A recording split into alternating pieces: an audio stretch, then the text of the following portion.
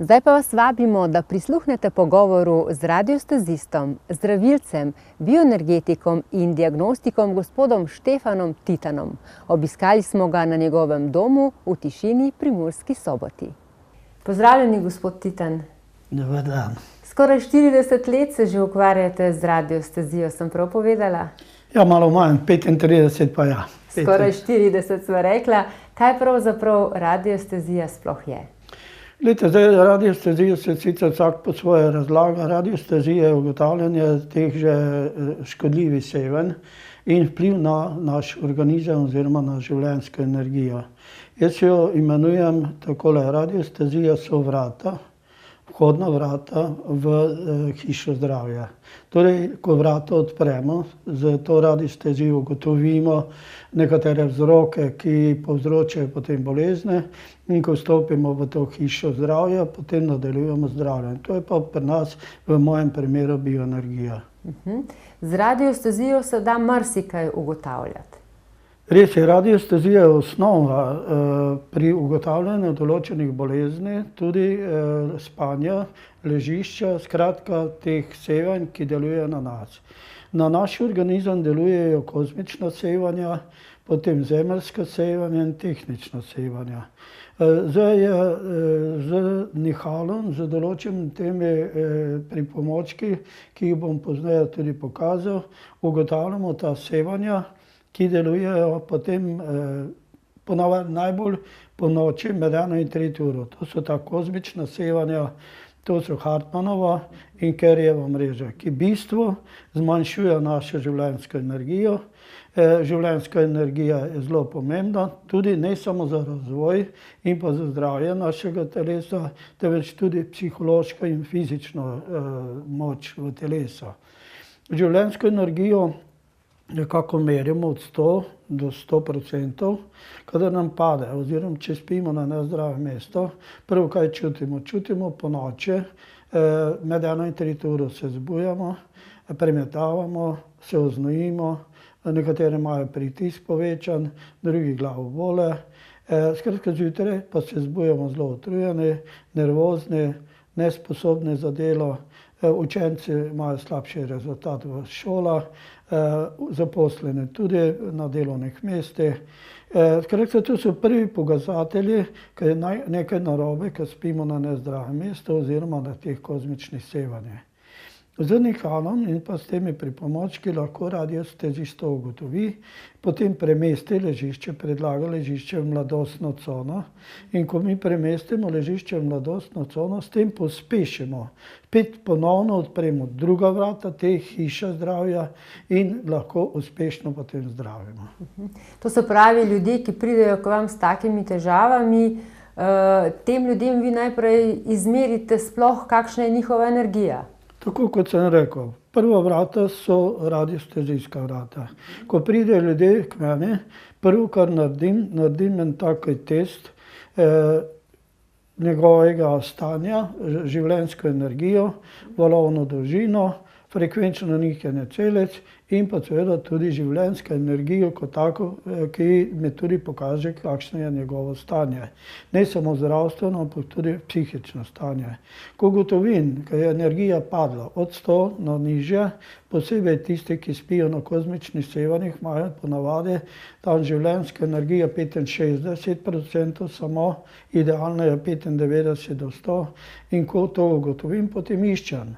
Zdaj, kakšno sevanje? Je to Hartmannovo križišče, torej geopatogena cona, ali je to Kerrijevo sevanje, ki še bolj negativno vpliva na naše zdravje, je veliko bolj nevarno, ker tudi dosti bolj intenzivno deluje.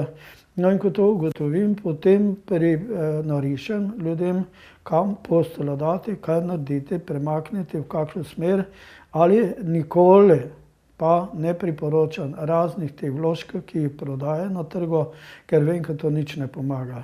Torej v vsakem prostoru je mladostna cona, torej tisto idealno mesto, kjer se lahko postelja postavi, in zato vsak radiostezist mora to mesto najti. V prostoru ni res, da ne bi bilo nikjer prostora za zdravo mesto. In ko ugotovim, potem tudi narišem, kam posteljo dati, in ponavadi več ali manj so informacije, povratne informacije, ljudje začnejo lepše spati, se med 1 in 3 uro ne zbujajo, zjutraj spočiti vstajajo, poveča se energija, so veliko bolj delovne, več elana imajo, otroci se lažje učijo in tudi potem zdravljenje uspešno. Zato spet pravim, to so vrata k zdravljenju.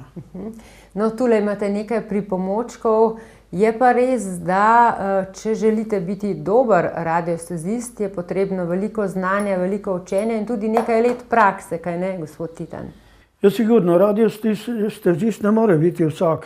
Pri nas v Sloveniji je tega ogromno. Ljudje se ukvarjajo s tem predvsem iz razloga, ker se nekaj dodatno zasluži. Žalostno, ampak resnično. Radiostezist mora imeti prirojene sposobnosti, se pravi, moja energija, življenjska energija je 100% za moje zdravje, jaz posredujem življenjske energije 160%. Teh 60% nad 100 uporabljam pri zdravljenju, ker lahko potem tudi dajem energijo. No, in to je tudi pogoj, ko meni delujejo te aparate ali, kako rečemo, rekvizite. Prvi najpomembnejši rekvizit pri radiosteziji je nihalo. Torej vsak, ki se ukvarja tudi z bioenergijo, bi mogel uporabljati nihalo, ker je to prvo, kar ti pokaže tudi stanje človekovega zdravja, njegove elastičnosti, njegove energije.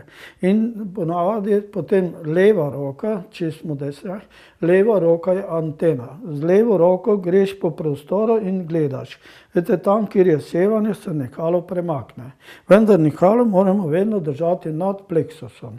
Ne pod pleksusom, ker potem ne pokaže pravilno, se pravi nad pleksusom, gremo z roko po prostoru in ta antena potem lovi in nihalo odgovarja. Se pravi, v tem kotu je sevanje. Tam na zunanji strani je omarica električna in to je to tehnično sevanje, ki deluje. Nihalo zaniha. Se pravi, s tem je pokazalo to, ker nekje nekaj narobe. Ko pa grem v prostor oziroma na mesto, kjer ni sevanja, kot vidite tukaj, pa nihalo umiruje.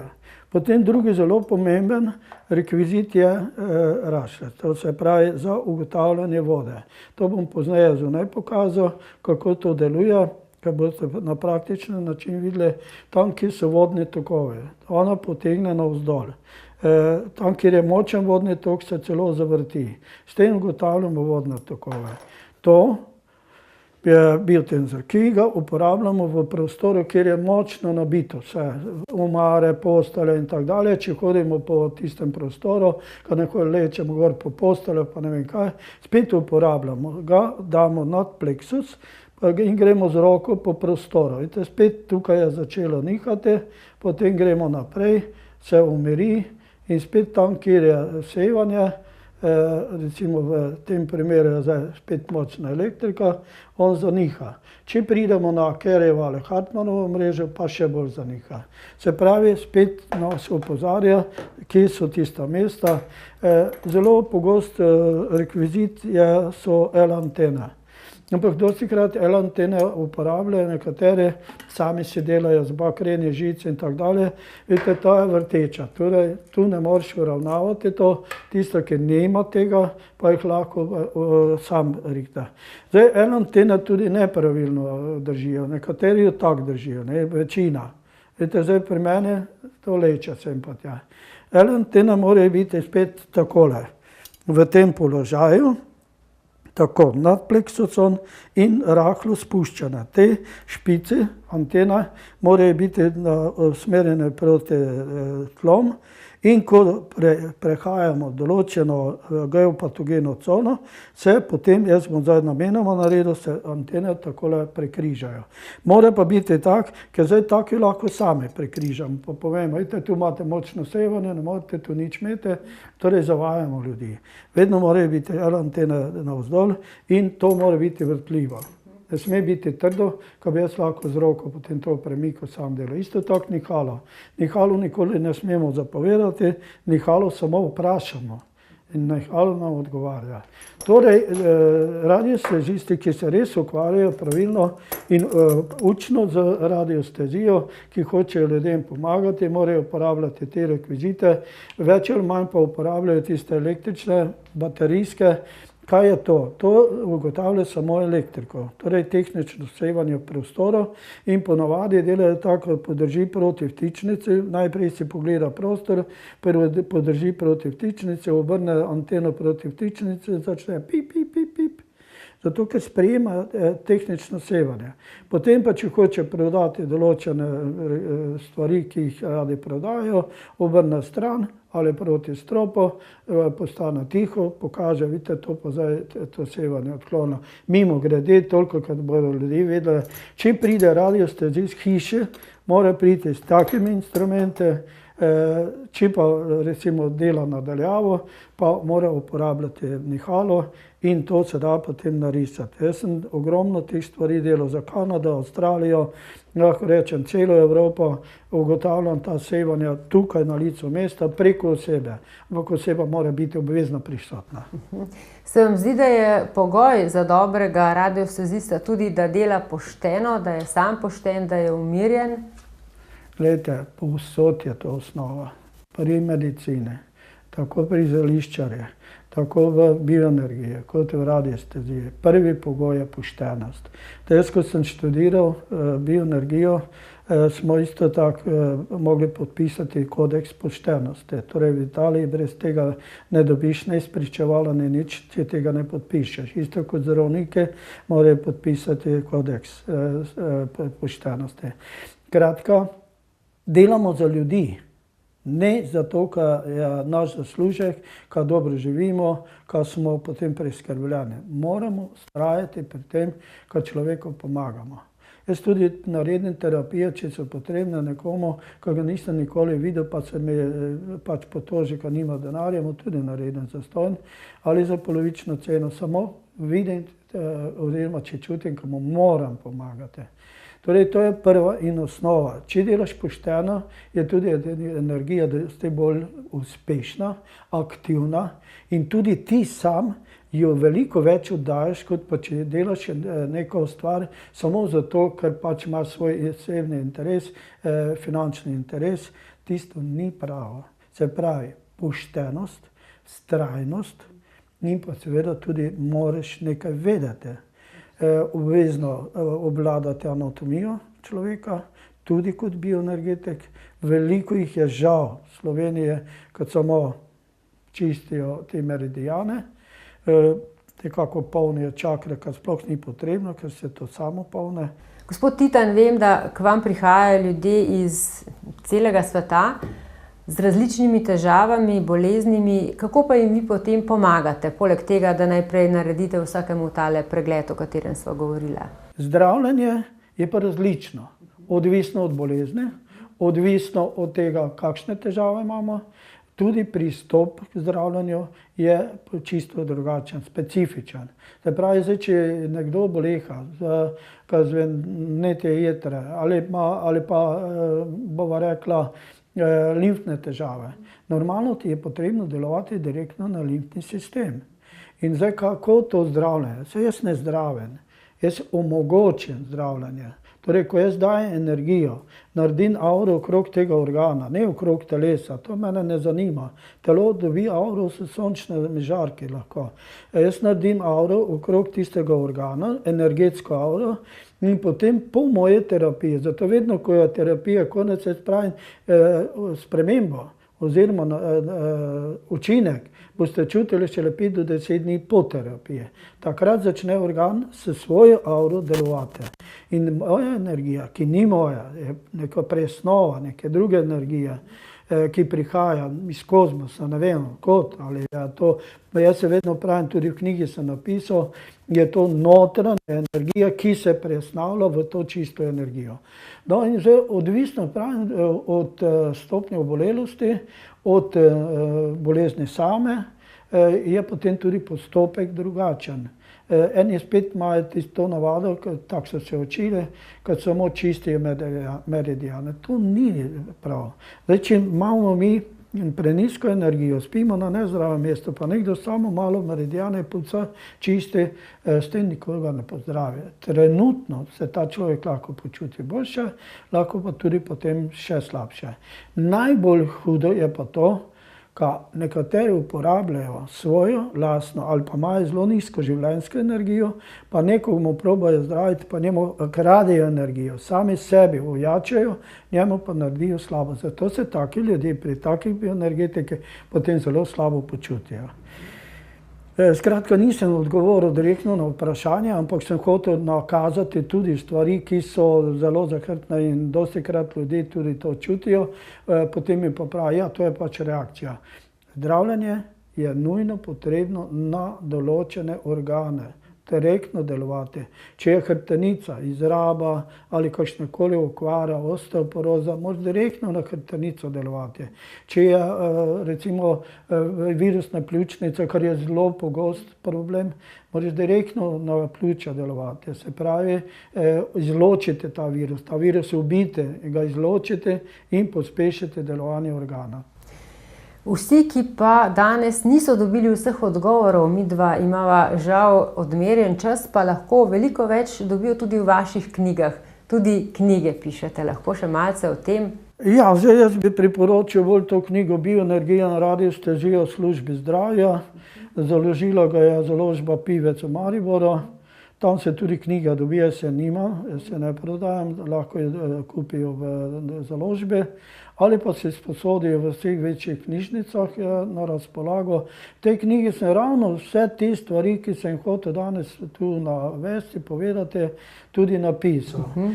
Zdaj to ni učbenik, ko bi bil učbenik, ko bi se iz tega učili, ampak je knjiga, ki nekako človeka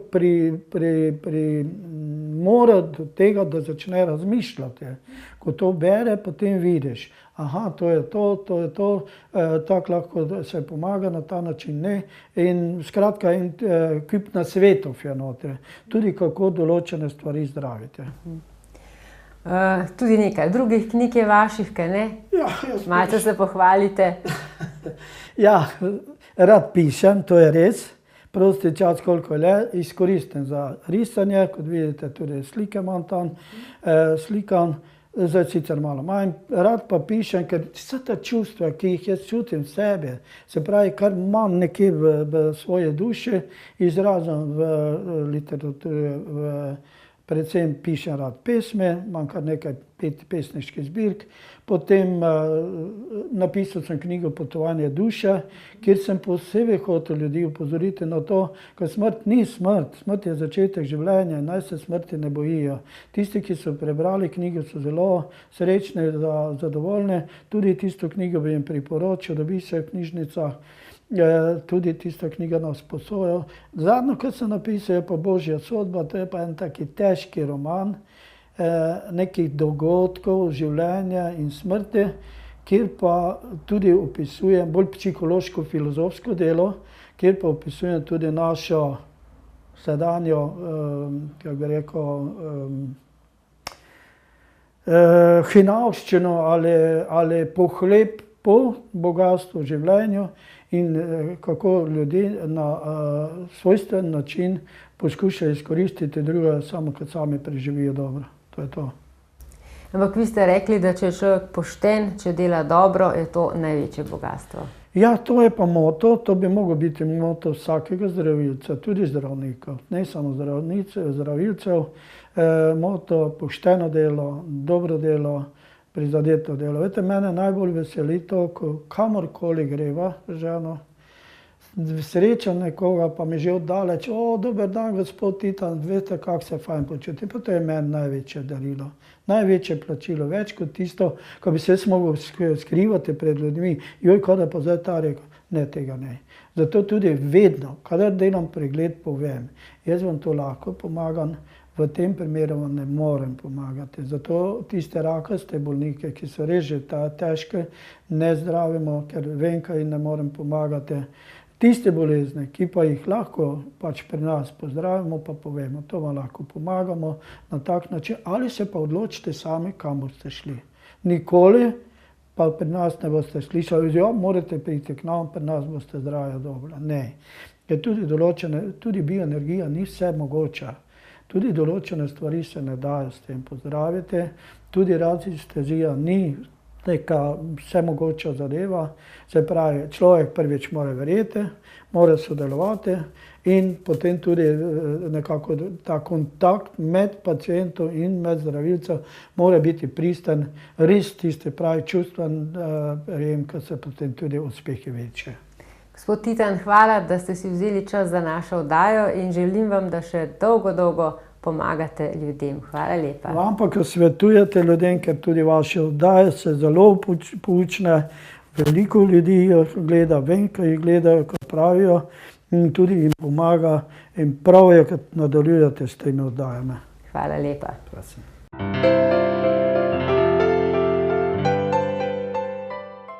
Prepričana sem, da smo vam dali misliti v današnji oddaji, kaj ne?